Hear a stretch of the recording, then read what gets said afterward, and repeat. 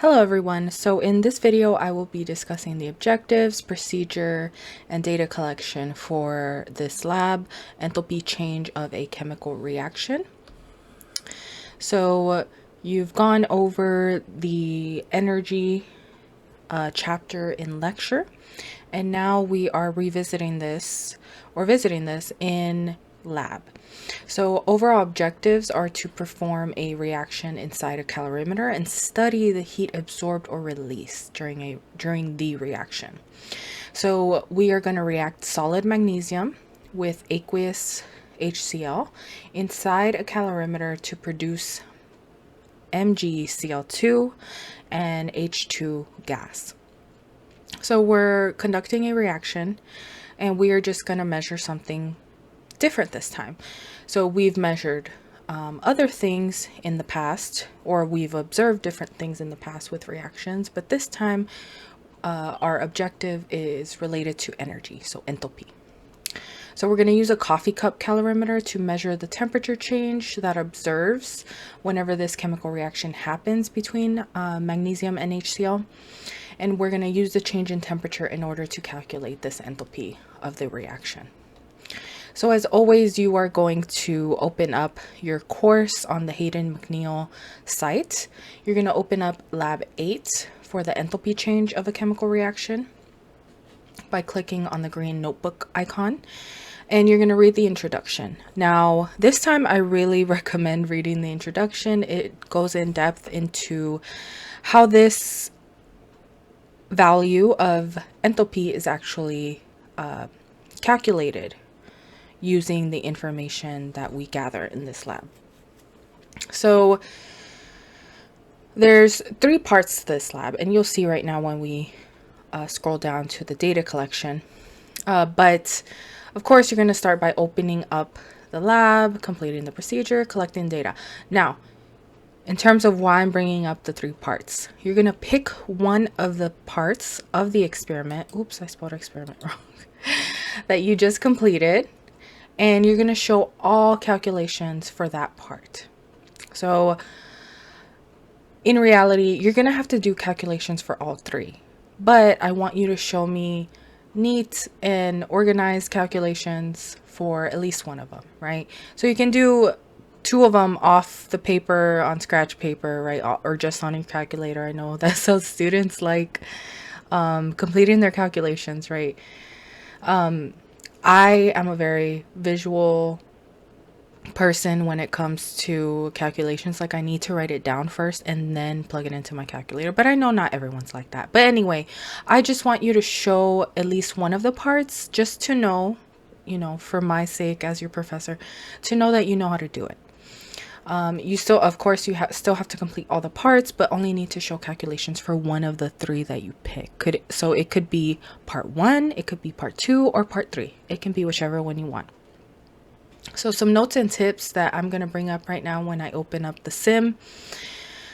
This is pretty much boilerplate, which just means this is always going to be here most likely in most of these labs. Use the correct chemicals and the correct concentrations. That's always important in the virtual lab and in a real lab. Double clicking for our virtual lab doesn't always work the first time. You have to double click for several different functions in different labs. So for example, in the labs where we use the crucibles, to open up the cutaway view of the crucible, you have to double click.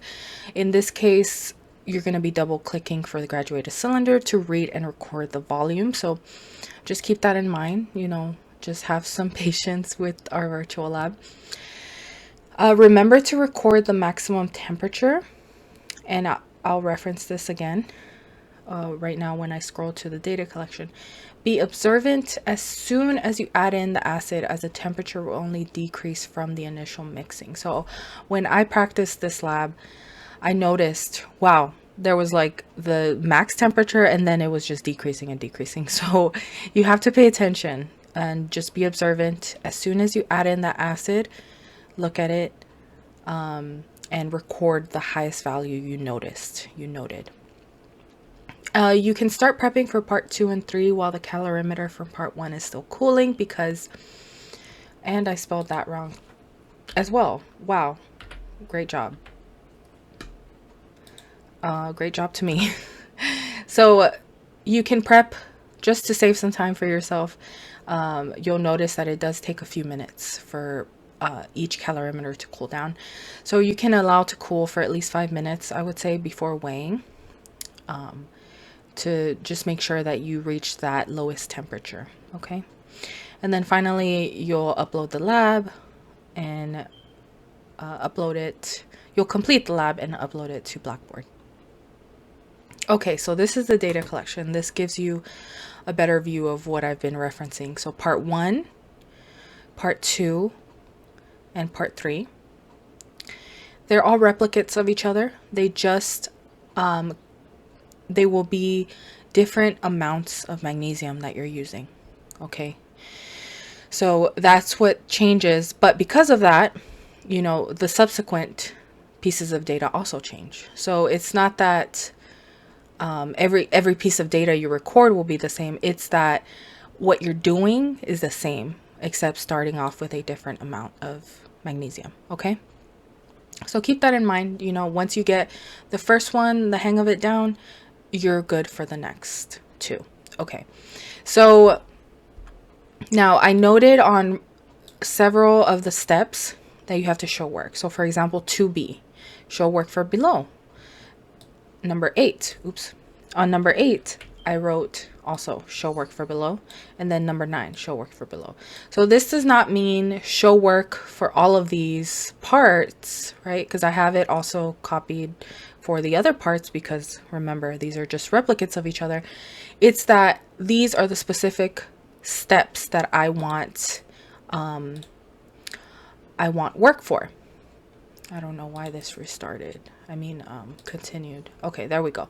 So it'll always be for part 2B, 8 and 9 that you have to show work for, whether you choose part 1, part 2, or part 3 as your trial, your replicate to show work for. Those are the 3 calculations I want to see. You calculating moles, you calculating the Q of reaction, and you calculating the enthalpy change. You don't have to do it times 3, you know, it's just for one of the parts, but those are the 3 things I want to see. These are your key equations. So to get the overall Q of reaction, this is what you would use. This is your C cal. And your delta T is always your change in temperature, T final minus initial. Your specific heat capacity is right here. That's for the small c. And then for your mass, that's the mass of the solution in grams. And that's what you'll be measuring. So you're going to show sample calculations for whichever part you pick. It can be part 1, part 2, or part 3. You're going to show the calculations for how you got 2B, 8, and 9. Those are the steps I would like to see you show calculations for. Now let's go over to the actual lab. Okay, so here we are on the Hayden McNeil site, Intro Chem. And here is lab 8. I've just made it available. And of course, we would start by clicking our green icon, green notebook icon. The intro starts off very broad, just measuring enthalpy changes, the enthalpy of the reaction. And then we go into calorimetry and how to determine the heat of the reaction. So you'll notice this is a familiar equation that we have on the lab itself. So let me zoom in a little bit here, where M is the mass of the solution in grams, C is the specific heat, delta T, everything is highlighted for you here. The C cal is the calorimeter constant. So you may not have encountered this in lecture, depending on how far you went into the textbook and everything. That was not something I covered super in depth, but it's okay. You can learn about it here. So it's the calorimeter constant. It just has specific units. You don't have to stress too much about that. Just make sure you use the right one that I have in the lab document. So this is what you'll be filling in here to determine the Q of the reaction. Now, that's not where we stop. We have to keep going to determine the enthalpy of the reaction, which is delta H. So for this, to calculate this, we would divide our Q of reaction by the number of moles. So these are the three things that I want to see on your calculations, remember. 2B, which was moles, and then QRXN, which is Q of reaction, which is number 8, and then number 9, delta H RXN, which is your reaction. So each of these parts they're adding up so that, you know, you're recording all of these things, calculating all of these things. So the final end product is for you to determine your enthalpy of reaction, your delta H, okay? So this is your chemical reaction. So now let's walk through the lab sim a little bit itself. So here are the procedure steps. So notice that here on step 10, it says repeat the experiment with a new calorimeter. So what this essentially is your part 2. And then your part 3 is repeating the experiment with this amount of magnesium. So part 1, you start off with this amount of magnesium, 0.150 grams, and then this amount, and then this amount, 0.350. So those are your 3 parts. Other than that, there's not anything in particular that is too new or difficult for you to complete in this lab. I will open it and show you just how the calorimeter looks, because I think that is maybe the only new piece of equipment that you're using. So we're skipping animation. So this is your calorimeter. So notice that it's a double coffee cup, just those styrofoam cups, and it has this nice little lid that insulates it. That's an important part of a calorimeter, that it's fully insulated so that the energy or heat given off is enclosed, right? Everything's in an enclosed environment. That's very important. So the things you'll be using are the scale, your thermometer. You can actually hook it up directly to the calorimeter. It has a little space where you can insert the thermometer. So nothing too difficult there. You just can add it right there above it. So the materials you'll be using, remember, are magnesium. You have other things available here, but be cautious and use the correct concentration of HCl, right? There's 1.0 and there's 2.0 molar. So these are different concentrations. One's literally double. Make sure to use the correct one and make sure to use your magnesium. You will also be using your graduated cylinder, of course. Remember that to look at the volume more closely, you can double click it. And you will be using more than one calorimeter. So remember, like I said in my notes and tips for this, here we go. Let me just go ahead and go back to it. So for my notes and tips, you can start prepping for part 2 and 3 while the calorimeter for part 1 is still cooling. Just be cautious of how much time has gone by and to be observant at the same time. But, you know, it's fine to multitask. Everybody does it. Okay. So here are the other calorimeters. So if necessary, you can label, you know, part 1, part 2.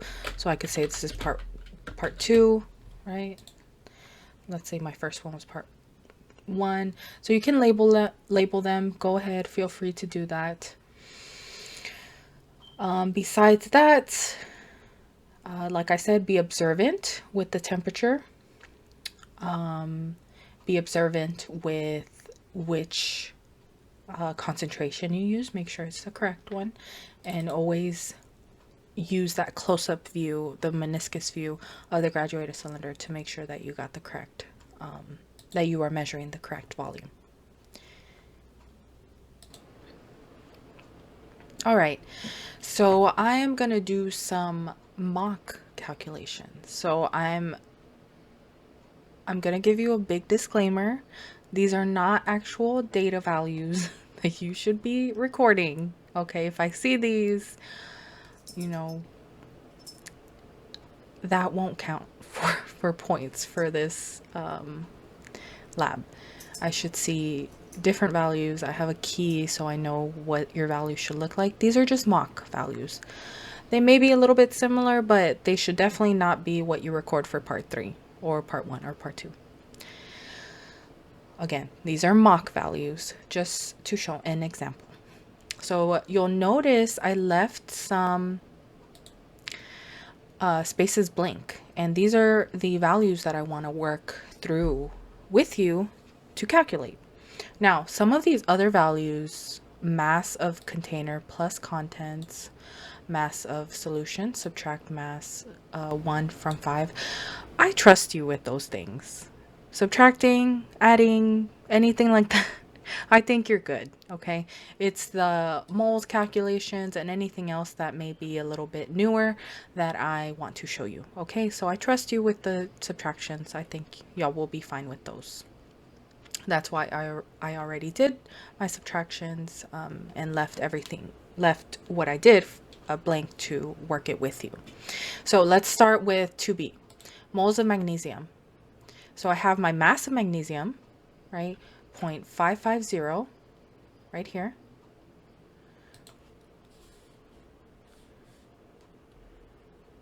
So what am I going to do with that to get moles? I'm going to take that. Let me switch colors.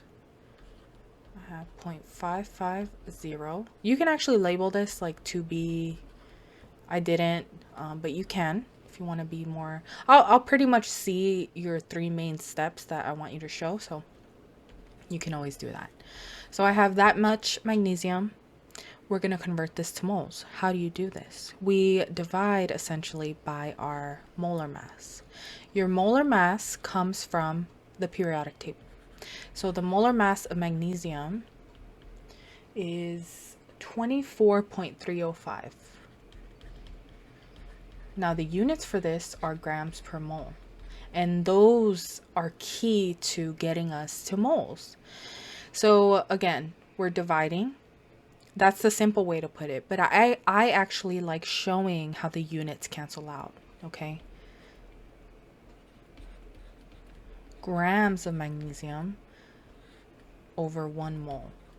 So the thing with any sort of unit that looks like this, where it's a gram divided by a mole or gram divided by ml, for example, with density, you can split them up. You can split up any unit that looks like this and convert it into a fraction that you can flip and have it like the way we have it, or you could have it the other way around. And you can use it to cross out units just as we did right now. So that is called dimensional analysis, also included in stoichiometry. Okay, so let's calculate this out. I did this off camera, but what I got was 0.0226 mole mg. So that's my first step that I want you to show, right? Simple. The other steps that I want you to show, so you would fill that in right here, you know. The other steps I want you to show are step 8 and step 9. So let's go ahead and work through step 8. I'm going to zoom out a little bit so we can see the equations and the step, and also the calculations all at once. So to get Q of reaction, we're going to have to take, so this will be step 8. So to get Q of reaction, this is a Q. I know I have awful Q's. They look like 9s. You can write it out. So I'm going to have negative, right, as my equation indicates. And then a bracket because I have several parts within that. And then your mass of your solution in grams. So where is that? That is right here. Number 6, mass of the solution. So you would take that 45.689 grams. Make sure to include units. That's part of my grading rubric. I want to see units, okay? Times your small c, which is given to you right here, right? Don't overcomplicate it. It's right there. Right there. Okay. 4.184 joules. Okay. Done with that. Next up is your delta T. So your change in temperature, that's actually what you calculated in step 7. So 29.0 degrees Celsius. Okay, done with that part. Next up, we have a plus sign, and this is getting kind of long, so I'm going to go ahead and start on the next line. You can write it neater if possible. So parenthesis and ccal, again, right there, given to you. 5.39 joules over Celsius times your delta T, and you already used that once. It's the 29.0, and there we go. So I'm going to calculate this off camera. Now, one thing I want to remind you of, your calculators get confused. If you do not put in the correct amount of parentheses and write in this entire thing, it will get confused. So I recommend doing one part at a time, and what I mean by that is what I'm going to do is do this right here. I'm going to do 45.689 times 4.184 times 29. Write it down. And then I'm going to pause, and then I'm going to, write that down. And then start a new line on your calculator and calculate this, which is 5.39 times 29.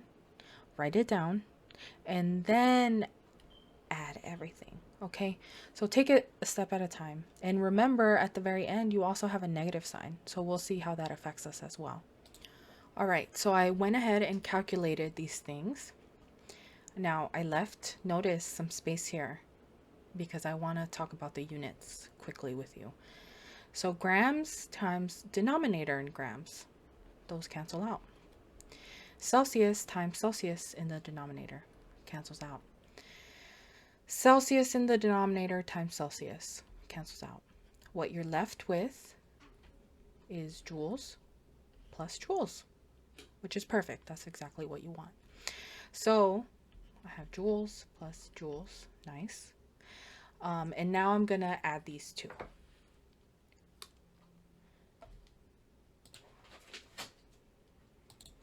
All right, so I got 5,700, so 5,700.03. Now, I put it in brackets just to kind of keep it consistent, but you're pretty much done with the brackets. And notice that you have this negative sign in front. Luckily, we didn't have a negative value that would have canceled out that negative sign, so it wasn't too confusing. So what you really have is just negative 5,700.03 joules. Okay, so that would be your Q of reaction. That's what you would plug in here. From there, you would just divide by the moles. So you would take your 8 divided by 2b. So that's what we're going to do here. We're going to take this 8 right here and divide it by 2b. All right, so let's go ahead and finish this up, and then we'll be done. So for number 9, we are going to, and this is to get your delta H of your reaction. It's your minus 5,700.03 joules divided by 0.0226 moles. And that should give you, I'm actually going to do this right now. We get a very large value, and that's completely okay. All right. It's a negative value because you have that negative in front of the 5,700. 252, 2.13 joules over moles. Okay, so this is what I'm looking for. I want to see all the steps for these to be 8 and 9. I would like to see all the units and maybe even crossing out those units where appropriate. And then have your final answer right there. And remember, this is just for one of the parts. You don't have to do it for every single one. You can pick part 1 or 2 or 3. It's completely up to you. Other than that, that's really all the tips and explanation I have for you for this lab. Please let me know if you have any questions at all, and thank you.